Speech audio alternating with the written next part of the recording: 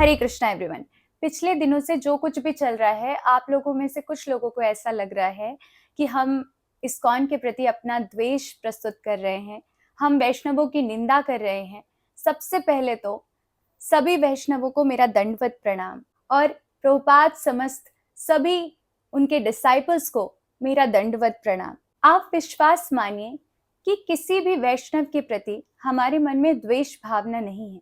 बात केवल इतनी है कि प्रभुपाद हमेशा कहते हैं, hate the sin not the sinner. Bhishma Pitamah भी कृष्ण के भक्त हैं और अर्जुन भी कृष्ण के भक्त हैं, तो भला शत्रु कौन है?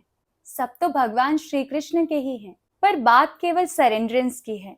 अर्जुन ने भगवान श्री कृष्ण की आज्ञा को ही सर्वोपरि समझा और भगवान श्री कृष्ण को सरेंडर कर दिया, जबकि भीष्म पितामह ने अधर्म को ही उस पल के लिए अपना धर्म समझ लिया। प्रभुपाद की टीचिंग्स हमें सर्वोपाधि विनिर्मुक्तम सिखाती है, यानी कि किसी भी व्यक्ति या फिर किसी भी ऑर्गेनाइजेशन के फेवर से आपसे लड़ना नहीं, बल्कि ये लड़ाई केवल इसीलिए है ताकि आप प्रभुपाद की टीचिंग्स को, शुद्ध भक्ति को एज इट इज ग्रहण करके और फिर भगवत धाम तक वापस जा सकें। इसमें आपकी मदद करने के लिए है। भगवान श्री कृष्ण भगवत गीता के 10वें अध्याय के 37वें श्लोक में बताते हैं कि महान विचारकों में मैं उष्णा हूं, मतलब शुक्राचार्य हूं।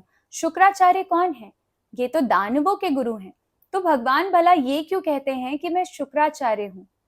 आखिर शुक्राचार्य भगवान को रिप्रेजेंट कैसे कर सकते हैं? वो तो मिसगाइड करते हैं, जैसे उन्होंने बलि महाराज को मिसगाइड किया था। चाहे वो देवता हो, चाहे वो असुर हो, जिनको भी शक्ति मिल रही है, सब कुछ भगवान से ही मिल रही है। और यहाँ पर तो दोनों पक्षों में भक्त ही हैं। भगवान इस मिसगाइडेंस की भी शक्ति देते हैं मिसगाइड करने वालों को।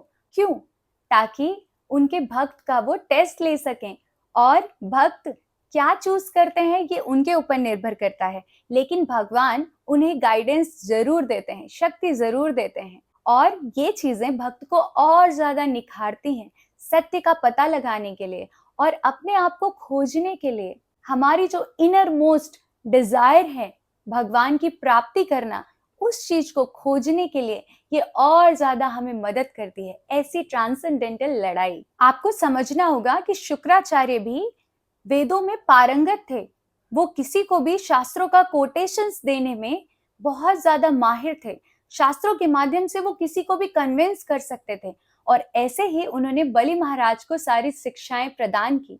जब भगवान श्री कृष्ण वामन देव के स्वरूप में बलि महाराज के सामने आने वाले थे, तो उनके गुरु शुक्राचार्य ने बलि महाराज को बता दिया कि ये जो सामने आने वाले हैं ये विष्णु हैं, तुमसे छल करने आने वाले हैं, तुम्हारा सब कुछ छीन लेंगे। तो बलि महाराज ने कहा कि आपने तो मुझे हमेशा बताया है कि विष्णु सुप्रीम है, तो आज उन्हें सब कुछ देने से आप मना क्यों कर रहे हैं? और इस तरीके से शुक्राचार्य की बात को बलि महाराज ने रिजेक्ट कर दिया। एक तरीके से ये गुरु अपराध लग सकता है, लेकिन जब हम ऐसे मिसगाइडर्स का रिजेक्शन करते हैं तो दैट इज नॉट गुरु अपराध। भगवान श्री कृष्ण के लिए आप किसी को भी रिजेक्ट कर सकते हैं, सही तथ्य के लिए, उन तक पहुंचने के लिए। क्यों? क्योंकि भगवान श्री कृष्ण ही सुप्रीम है, वही हमारा लक्ष्य है। और चाहे माता हो, पिता हो, गुरु हो या पति हो, इन सबका दायित्व बनता है कि ये आपको भगवान श्री कृष्ण तक पहुंचाएं। अगर ये आपको भगवान श्री कृष्ण तक पहुंचाने की जगह इसमें बैरियर का काम करते हैं, मार्ग में अवरोध बनते हैं, तो उनका रिजेक्शन ही धर्म है। कलयुग में हर कोई जो क्लेम कर रहा कि वो आपका गुरु है, अथॉरिटी है, जरूरी नहीं है कि वो आपको भगवत धाम तक ले जाए। कुछ शुक्राचार्य जैसे भी होते हैं जो सेल्फ इंटरेस्ट से मोटिवेटेड होते हैं, बट प्रभुपाद हमें प्रॉमिस करते हैं कि I will take you back to Godhead. गुरु का वास्तविक दायित्व है एक डिसाइपल को वापस भगवत धाम तक ले जाना, और दूसरा बड़ा दायित्व गुरु का ये होता है कि वो आपके सारे पापों का दमन कर दे। ये केवल और केवल आध्यात्मिक गुरु जो स्पिरिचुअल वर्ल्ड से बिलोंग करते हैं, उन्हीं के पास ये शक्ति हो सकती है। जैसे बलि महाराज ने भगवान श्री कृष्ण को सरेंडर किया सब कुछ रिजेक्ट करते हुए, वैसे ही हमें भगवान श्री कृष्ण को या फिर उनके ट्रू रिप्रेजेंटेटिव श्रील प्रभुपाद को सरेंडर करना चाहिए। ऐसे गुरु, इनके लिए कुछ चीजें कही गई हैं जो मैंने बचपन में पढ़ी थी।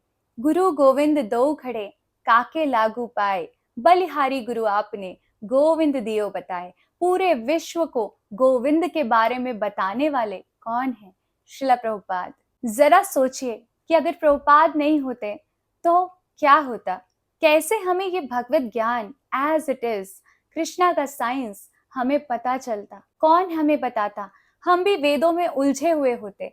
वेद 3 मोड्स ऑफ मटेरियल नेचर वाले अलग अलग लोगों के लिए बने हुए हैं। उसमें से हमारे लिए क्या सही है हमें पता ही नहीं चलता। हम सब कुछ फॉलो कर रहे होते, ज्ञान कांड, कर्म कांड, सब कुछ, और हमें पता ही नहीं चलता कि हमारा पर्पस क्या है। और ऐसे ही ये जो थोड़ी सी लाइफ हमें मिली है ये पूरी व्यर्थ चली जाती। लेकिन श्रील प्रभुपाद ने अपनी पुस्तकों में हमें एसेंस दिया है वेदों का, हमें क्या करना चाहिए एग्जैक्टली बताया है। आज भी अगर आप उनके परपट पढ़ेंगे तो आपको वहां पे दिखेगा कि किस तरीके से श्रील प्रभुपाद ने अलग अलग वेदों से, पुराणों से, उपनिषदों से कोटेशंस दी हैं कि क्या आपके लिए सही है और क्या गलत है। श्रील प्रभुपाद की पुस्तकें आज भी कई सारे लोगों को विश्व भर में भक्त बना रही हैं और उन्हें गाइड कर रही हैं। भला ऐसे गुरु से बड़ा हितैषी कौन हो सकता है? अगर ऐसे गुरु की आज्ञा का पालन आप एज इट इज करते हैं तो वो जरूर हमें भगवत धाम तक ले जाते हैं, भगवान श्री कृष्ण के नजदीक ले जाते हैं। श्रील प्रभुपाद को गुरु एक्सेप्ट करना मतलब एक उत्तमाधिकारी जो स्पिरिचुअल वर्ल्ड से आए हैं उन्हें गुरु एक्सेप्ट करना, और एक उत्तमाधिकारी भक्त ही आपको एक उत्तम लेवल तक, भगवान श्री कृष्ण तक ले जा सकता है। अगर आप कनिष्ठा अधिकारी या मध्यमा अधिकारी भक्त को अपने गुरु के रूप में स्वीकार करते हैं तो कोई प्रॉब्लम नहीं है, लेकिन आप उसी लेवल तक जा सकते हैं जिस लेवल तक आपका गुरु है। अगर आप ऐसे शुद्ध आध्यात्मिक गुरु की आज्ञा का पालन करते हैं तो आपको निश्चित तौर पे उनसे प्रोटेक्शन प्राप्त होती है, सुरक्षा प्राप्त होती है माया से। लेकिन आप अगर ऐसे गुरु की आज्ञा को ठुकरा देते हैं तभी फॉल डाउन्स होते हैं, प्रॉब्लम्स होती हैं। ये श्रील प्रभुपाद खुद बताते हैं कि फॉल डाउन्स तभी होते हैं जब आप अपने गुरु के इंस्ट्रक्शंस को फॉलो नहीं करते हैं। अगर आपकी फाउंडेशन है स्ट्रांग नहीं होगी, अगर आप गुरु की आज्ञा का पालन नहीं करेंगे एज इट इज, तो निश्चित तौर पे हमसे भूलें होंगी, हमें वो प्रोटेक्शन नहीं मिलेगी। इसका एग्जाम्पल आप सीधा देख चुके हैं। अमोघ लीला प्रभु जो कि कितने अच्छे भक्त हैं, कितने अच्छे से भगवान की भक्ति का प्रचार प्रसार करते हैं, लेकिन अभी उनसे एक कैसा अपराध हो गया श्रील प्रभुपाद के प्रति। श्रील प्रभुपाद के विग्रह में और श्रील प्रभुपाद में उन्होंने कितना बड़ा अंतर समझ लिया, जबकि श्रील प्रभुपाद में और उनके विग्रह में कोई अंतर नहीं है। ये मैं नहीं कहती, ये तो उनके साथ उनके भक्तों के जो आदान प्रदान है उससे हमें पता चलता है। आप में से कुछ भक्त कहेंगे कि हम बार बार अमोघ लीला प्रभु के बारे में ऐसा बोल रहे हैं, उन्होंने तो कॉन्टेक्स्ट बताने के लिए ऐसा किया था। लेकिन आप ही जरा सोचिए, आपके गुरु महाराज की फोटो अगर रखी हो और आप उनसे इस तरीके से व्यवहार कर रहे हो, क्या आप गुरु महाराज के सामने इस तरीके से बात कर पाएंगे? ऐसे कॉमेडी वे में इस तरीके से व्यवहार करके क्या बोलेगा रे, ये कर पाएंगे आप? कभी नहीं ना। इसीलिए तो हम बॉलीवुड मूवीज का विरोध करते थे कि वो हमारे भगवान को माध्यम बना के कॉमेडी करते थे या फिर कुछ बात कहने का प्रयास करते थे। इसी बात का तो हम विरोध करते थे ना। तो आज आप ऐसे गलत अन्याय के साथ क्यों खड़े हुए हैं? मैं फिर से कहूंगी कि मेरा उद्देश्य आप में से किसी को भी हर्ट करने का बिल्कुल नहीं है। मैं ये वीडियो बना रही हूँ ताकि आप तक श्रील प्रभुपाद की pure knowledge as it is पहुंचे, और श्रील प्रभुपाद जिस मिशन के लिए संसार में आए थे, आपको भगवत धाम वापस ले जाने के लिए, वो मिशन पूरा हो। मैं आप में से किसी को भी ये नहीं कह रही कि आप ये चूज करो या वो चूज करो। जब भगवान श्री कृष्ण ने आपको फ्री विल दी है, जब भगवान श्री कृष्ण ने अर्जुन को बोला सब कुछ बताने के बाद भगवत गीता में, यथा इच्छसि तथा कुरु, जैसे आपकी इच्छा हो वैसे करो अब, तो भला मैं कौन हूँ? मैं तो केवल अपनी सर्विस कर रही हूँ। आपको अगर कुछ कंफ्यूजन हो तो आप डायरेक्टली कृष्णा और प्रभुपाद को सरेंडर करिए, वो आपको डेफिनेटली गाइड करेंगे। कुछ लोग सोचते हैं कि मैं पहले इस्कॉन से थी, अब मैं इस्कॉन बैंगलोर में आ गई हूँ, ऋत्विक बन गई हूँ, बट ऐसा बिल्कुल नहीं है। मैं हमेशा से ISKCON Bangalore group of temples से ही कनेक्टेड हूँ। लेकिन हाँ, मेरी लाइफ में ऐसा 2 बार ज़रूर हुआ है कि मेरा बहुत ही हाई टेस्ट हुआ है, जहाँ पर मैं बेविल्डर हो गई थी कि मुझे क्या चूज़ करना है। मैं इस्कॉन बैंगलोर में राइट पाथ में हूँ या नहीं? और उसके बाद मैंने न्यूट्रल होके बिना किसी पे भरोसा किए केवल और केवल प्रभुपाद और कृष्णा को जाकर सरेंडर कर दिया एंड दे स्टार्टेड गाइडिंग मी। जब उनसे रेसिप्रोकेशन मिला, रियलाइजेशंस हुए, तब मुझे समझ में आया कि मैं राइट पाथ में हूँ और मेरा फेथ और स्ट्रांग हो गया। अगर आप चाहेंगे तो मैं इस टॉपिक पे ज़रूर एक वीडियो बनाऊंगी जिससे आपको पता चल जाए कि मेरे साथ ऐसी कौन सी 2 घटनाएं हुई थी। तो बस अर्जुन की तरह आप कभी भी अगर कंफ्यूजन में हो तो स्ट्रेट फॉरवर्ड कृष्णा या उनके ट्रू रिप्रेजेंटेटिव श्रील प्रभुपाद जिन्होंने हमें इस्कॉन दिया है, उनके पास जाएं, उन्हें सरेंडर करें और भगवत गीता के दूसरे अध्याय का 7वां श्लोक पढ़ें, कार्पण्य दोषोपहत स्वभाव, जिसमें अर्जुन भगवान श्री कृष्ण से प्रार्थना करते हैं कि now I am a soul surrendered unto you.